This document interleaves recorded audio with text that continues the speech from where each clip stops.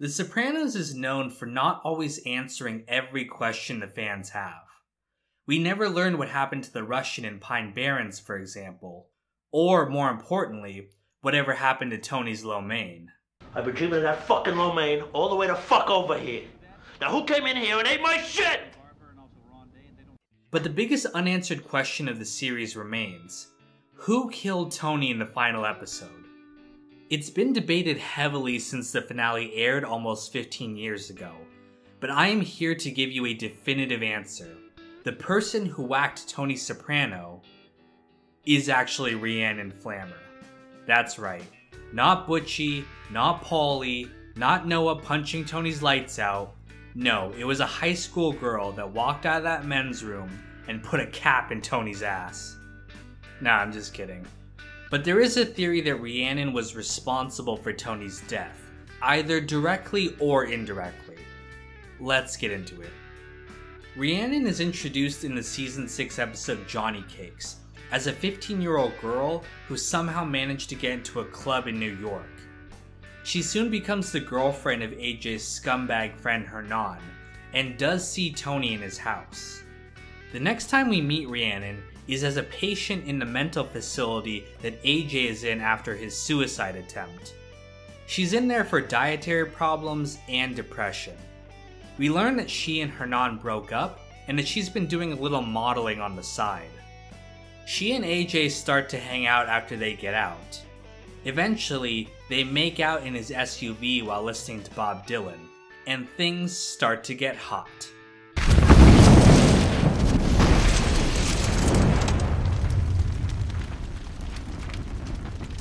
Despite this, they continue to date in the final episode, even though she is technically 17 and still in high school.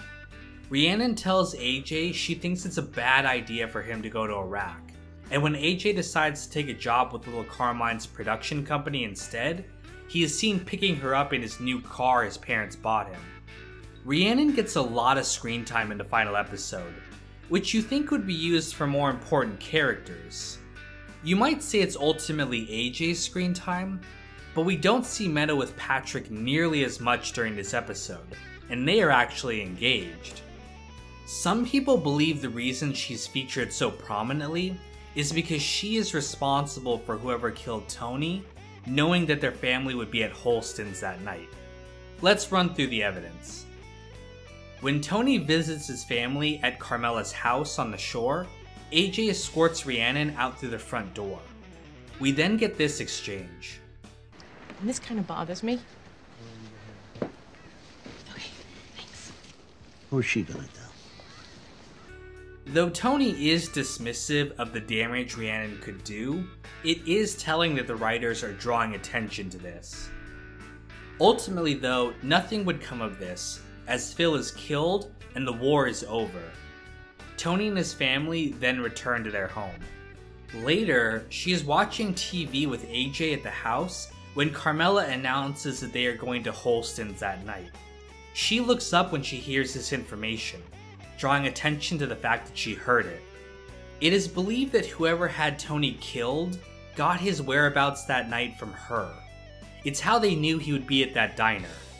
The fact that she heard it early enough would also give enough time for a gun to be planted in the bathroom. The members only guy, Tony's presumed killer, walks into the bathroom before he kills him, an obvious parallel to the scene in Godfather where Michael goes to the bathroom to get the gun. The obvious question then is who is responsible for Tony's death, and how did they know Rhiannon? Well, Paulie did see Rhiannon in the Blue Comet. Look at the stems on Blondie. He's riding high. Nice to be young, eh?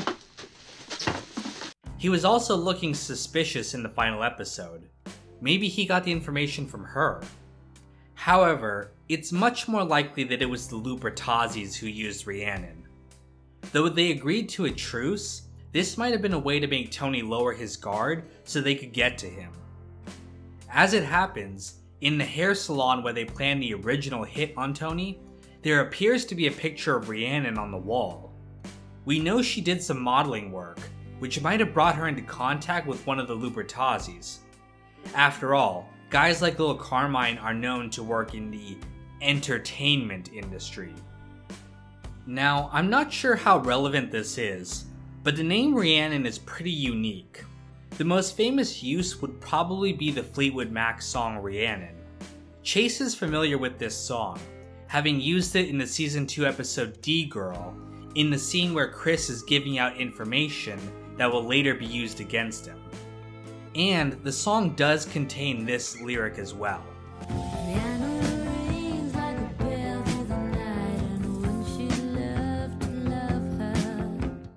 Now, there are some problems with this theory. The first being, why would Rhiannon sell out AJ's father?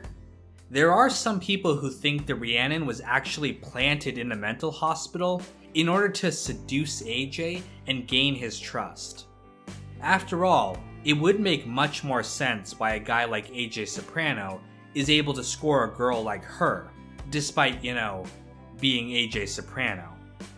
However, in all seriousness, the idea that the mob coordinated a hit with an underage high school girl is way too much of a stretch. There is no way they would be able to trust her with that kind of information.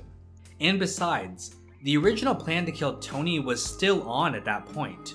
He wasn't even in hiding then, and they would have no need for that information. No, I think it's much more likely that if she did provide them his whereabouts, she either gave the information unintentionally or didn't know what it was going to be used for. But did the Lupertazis even need Rhiannon to figure out where Tony would be? After all, he had gone back to his normal routines. He was living in his house, meeting at Satriali's and the Bing. They could have easily found him anytime they wanted. You could say that maybe they intentionally wanted a situation where they could kill him in front of his family, just like he did with Phil. But again, that sounds like a stretch for me. I can't see guys like Butchie or Carmine being that sentimental, when the consequences of war were already so disastrous. Ultimately, I do think all the attention given to Rhiannon in the final episode was intentional. I think they wanted an explanation for how Tony's whereabouts might have been known, even if they didn't technically need it. Chase was trying to create an ending that lent itself to multiple interpretations. It's why we get hints to different people who all might have been responsible for Tony's death. It's also why some people don't even believe he was killed, and are viciously calling me an idiot for thinking so in the comments right now. But you know what's really idiotic? Having your unencrypted data available to the world. That's where Atlas VPN can help you. Atlas VPN is a tool that encrypts your data and hides your virtual location. Don't be like Tony. If he had simply used a VPN to hide his location, they would never have been able to find him, with or without Rhiannon. Not only can Atlas VPN keep you safe from guys in members only jackets, it also gives you access to tons of geo-restricted movies and TV shows on streaming platforms like Netflix. Simply connect to one of Atlas VPN's many servers across the world, and you're free to start watching. Currently, Atlas VPN is running a huge discount on their 3-year deal for just $1.39 per month, with a 30-day money-back guarantee. This deal won't last long, so make sure to check it out by clicking on the link in the video description down below. But there's one group of people I'd never want to hide from. Tommy Smith, Abdallah Alamari, Russell, Sean, Graham, Heart of Markness, Broccoli, Placenta Juan, Logan, Clean, John Reyna, Jesse Sterling, Andrew Stewart, Conchak Chofel, Obstacle Racing Media, Daz J-Kit, Conan Higgins, Elizabeth Ellis, Irish Nachos, Sharose, Greg Penna, Stephen Lillard, Rex Lee, Virtua Fig, Sam Cedarland, and Sandy Wren.